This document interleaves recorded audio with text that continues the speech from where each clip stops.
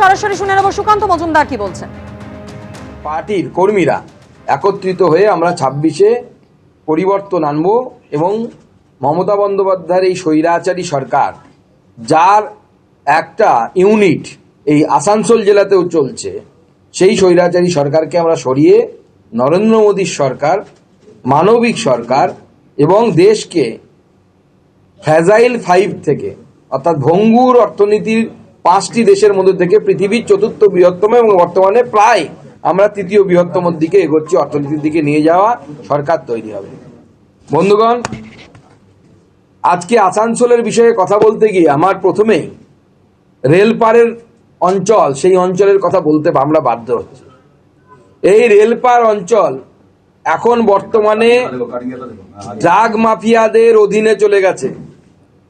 Drug মাফিয়াদের দৌড়াতে আমাদের যুবকরা, তারা দিনের পর দিন এই ড্রাগ অ্যাডিক্টেডের সংখ্যা বাড়ছে এবং তারা ড্রাগ অ্যাডিক্টেড হয়ে যাচ্ছে। এখানকার বিধায়ক মলয় ঘটক, যিনি রাজ্যের মন্ত্রী, তিনি এতদিন ধরে বিধায়ক আছেন, মন্ত্রী আছেন। আমি প্রশ্ন করতে চাই যে একজন এরকম সিনিয়র মন্ত্রীর বিধানসভাতে এই ড্রাগ র্যাকেট চলছে, মন্ত্রী কি জানেন না? কানে তেল দিয়ে ঘুমোচ্ছেন নাকি পুলিশের মাধ্যমে এই ড্রাগ মাফিয়াদের পয়সার ভাগ মন্ত্রী বা তার ভাইয়ের কাছে পৌঁছয়? কারণ আমরা যেরকম শুনেছিলাম হাতির 2 রকমের দাঁত হয়, একটা দেখানোর, একটা খাবার। আসানসোলের এই মন্ত্রীর এরকম 2টো মুখ আছে, একটা নিজের মুখ আর একটা ভাই হচ্ছে অভিজিৎ ঘটকের মুখ। খাওয়ার জন্য উনি অভিজিৎ ঘটকের মুখটাই ব্যবহার করে বলে আসানসোলের মানুষের অভিযোগ। আজকে আসানসোল কর্পোরেশনের পার্কিং প্লাজা, যেখানে গাড়ি রাখার কথা, তা বর্তমানে কমার্শিয়াল কমপ্লেক্সে রূপান্তরিত করেছে আসানসোল কর্পোরেশন। এই কমার্শিয়াল কর্পোরেশনে পরিণত হলে পার্কিং হবে কোথায়? রাস্তার উপরে পার্কিং হচ্ছে। গত কয়েকদিন আগে, সম্ভবত কালকে ভিডিওটি বেরিয়েছে, আমাদের রাম মারান্ডি, একজন আদিবাসী যুবক, তৃণমূল কংগ্রেসের কোনো একটি প্রকল্পে রাস্তা বা কিছু ছিল, সেখানে নারকেল ফাটাতে গিয়ে জয় শ্রীরাম বলেছে বলে তাকে জয় বাংলা বলার জন্য চাপ দেওয়া হয়েছে। এবং জয় শ্রীরাম কেন বলেছে? জয় শ্রীরাম বলা যাবে না। আজকে আমি প্রশ্ন করতে যাই, তৃণমূল কংগ্রেসের নেতা মলয় ঘটক থেকে শুরু করে উপাধ্যায় সাহেব থেকে শুরু করে যারা আছে এখানে, তাদের নাম তো সবারই হিন্দু নাম আমরা দেখতে পাচ্ছি। এবার যে খবরের দিকে নজর রাখবো, চলছে এসআইআর এর শুনানি প্রক্রিয়া। নোবেলজয়ী অর্থনীতিবিদ অমর্ত্য সেনকে এসআইআর শুনানি নোটিশ। শান্তিনিকেতনের বাড়িতে পৌঁছলেন বিএলও।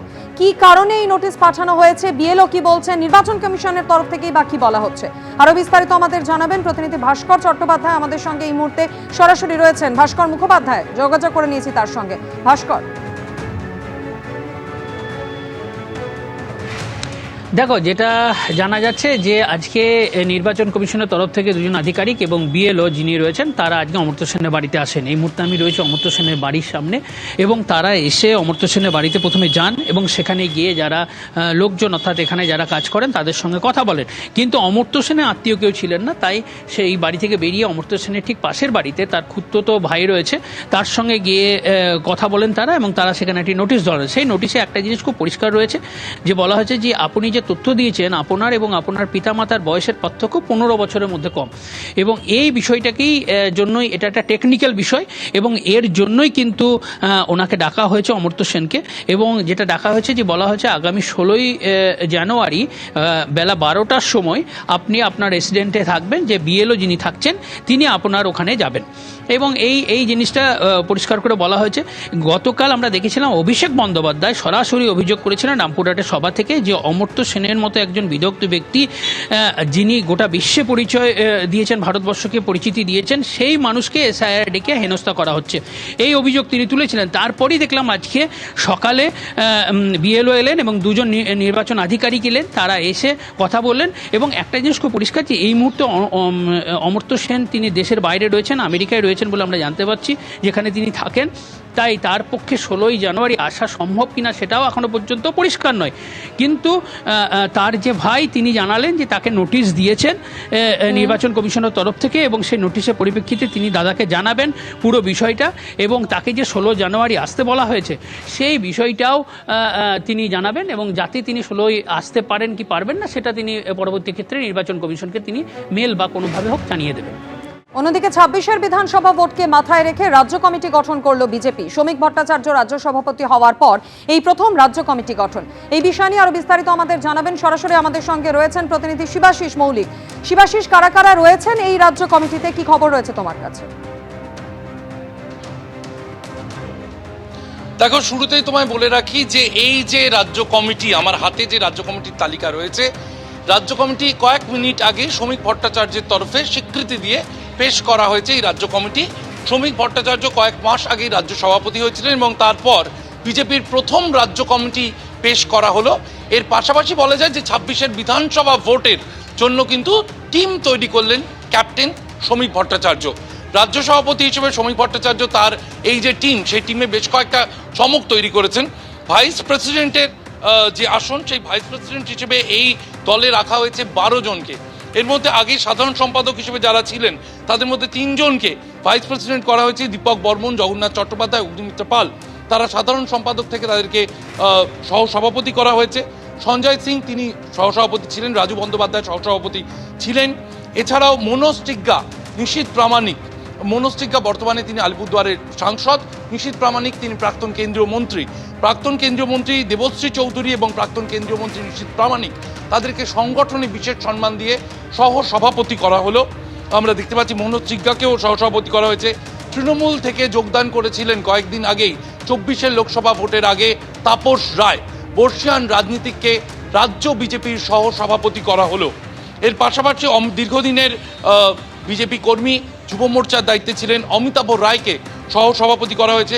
তনুজা চক্রবর্তী মহিলা মোর্চার সভানেত্রী ছিলেন, সুকান্ত মজুমদারের সময় তার বদলে ফাল্গুনী পাত্রকে আনা হয়েছিল।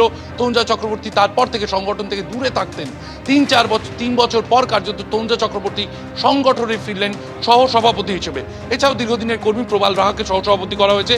যারা রয়ে গেলেন জিএস হিসেবে, জ্যোতির্ময় সিং মাহাতো, লকেট চট্টোপাধ্যায়, সৌমিত্র খাঁ রয়েছেন।